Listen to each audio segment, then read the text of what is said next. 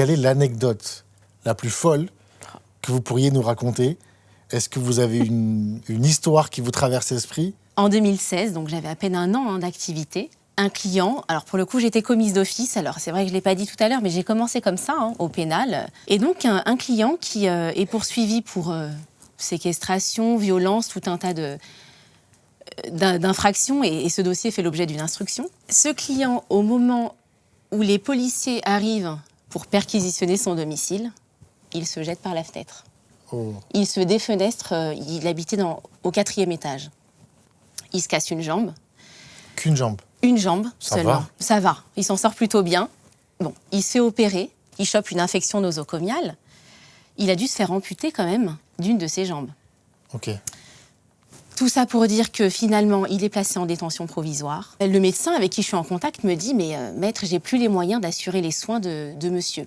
Donc moi, je fais forcément une demande de levée de la détention provisoire en raison de son état de santé. La juge d'instruction me dit non, on ne va pas lever sa détention provisoire, alors même que, en réalité, tout l'enjeu pour lui, c'était de pouvoir se faire opérer à Garches, à l'hôpital des Grands Brûlés. J'interjette appel, cour d'appel de Versailles, le magistrat confirme la décision de la juge d'instruction. Et là, je me dis, non, mais je ne peux pas, humainement parlant, je ne pouvais pas laisser passer ça. Je forme un pourvoi. Et donc, finalement, on a obtenu un arrêt de cassation en 2016.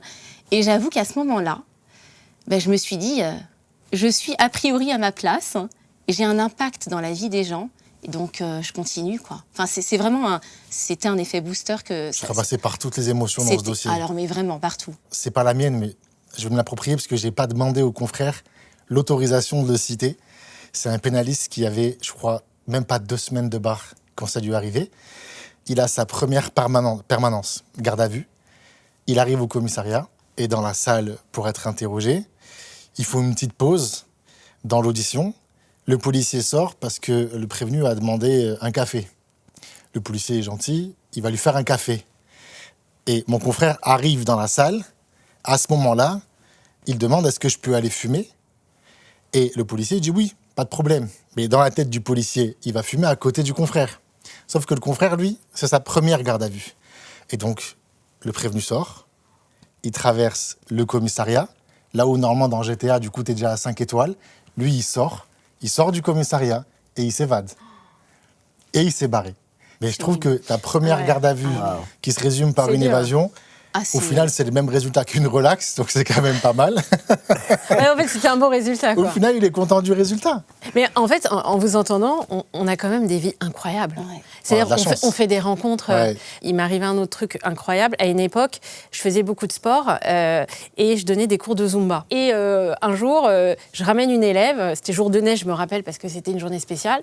Et on n'avait pas eu l'occasion de parler. Je la ramène et sur le chemin, je lui dis « Ah, mais tu fais quoi ?»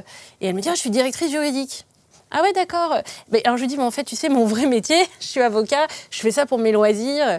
Ah d'accord. Et en fait, cette fille que j'ai rencontrée alors qu'elle venait à mes cours, elle va m'envoyer quelque temps après un énorme dossier qui est un des dossiers qui m'a permis de développer mon cabinet individuel et que j'ai gardé pendant une dizaine d'années, quoi.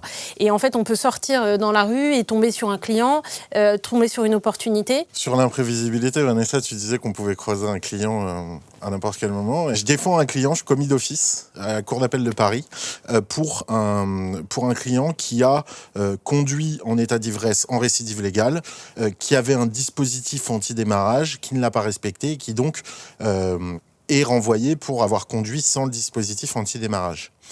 J'obtiens une relaxe requise par le proc, mais j'obtiens quand même une relaxe sur un point de procédure. Le soir du 24 décembre, je dois aller à un réveillon. Je commande un Uber. C'était lui. Sauf qu'il n'a jamais récupéré son permis. Puis il sentait l'alcool. Oh non. Ah oui. J'étais là, bon, j'ai écrit à ma mère, j'ai écrit maman, je t'aime. Et je le voyais sur Waze esquiver les barrages de police. Tu vois, il y avait des petites icônes police. Wow. Et je voyais qu'il prenait quand même des détours. J'étais là. Mais t'es responsable de cette Mais il m'a pas course, quelque reconnu. C'est ce que je me dis Ouais. aussi. Mais oui, c'est le karma. C'est ça, quelque Et part. il m'a pas reconnu et donc je me suis pas étalé non plus. Faut que tu assumes le risque que tu crées. Alors, je ne sais pas si c'est quelque chose que vous avez vécu, mais moi, au début de mon activité, on m'appelait souvent pour des dossiers invraisemblables, un dossier contre Macron, un dossier contre Johnny Hallyday, un dossier contre...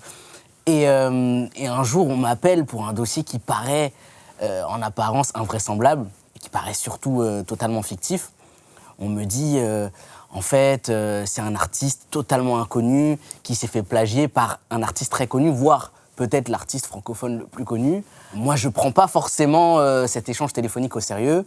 Et puis, je commence à regarder et à comparer. Et là, je me rends compte qu'il y a effectivement une similitude parfaite. D'accord. Et dans les jours qui suivent, je suis contacté par l'artiste lésé qui a été victime de la contrefaçon, du plagiat. Il me dit, ils sont trop puissants pour nous, je vous appelle parce qu'on m'a recommandé de vous appeler, mais ils sont trop puissants pour nous, je vais rien faire. Je lui ai dit, écoutez, c'est comme vous voulez, mais juridiquement, honnêtement, je dis rarement ça, mais là, le taux de succès, si on va au contentieux, il est proche de 100%. Il me rappelle, une semaine après, il me dit, OK, on y va. On envoie une mise en demeure, pas de réaction. Et puis, on se dit, ah mince, on va devoir aller au contentieux, sachant que c'est des contentieux qui sont très longs, puisqu'il faut faire expertiser les œuvres, etc. Et on a l'idée avec un confrère qui était avec moi sur le dossier, qui s'appelle Sidney, on a l'idée d'essayer de trouver les coordonnées de l'avocat. Donc on leur envoie la copie de la mise en demeure. 1 heure après, ils nous appellent. La négociation, elle a duré, montre en main, 10 minutes. Et aujourd'hui, notre client, il a pu percevoir 50% des résultats d'exploitation de l'œuvre, ce qui a, d'une certaine manière, changé sa vie. À très vite sur Doctrine et sur tous les réseaux sociaux.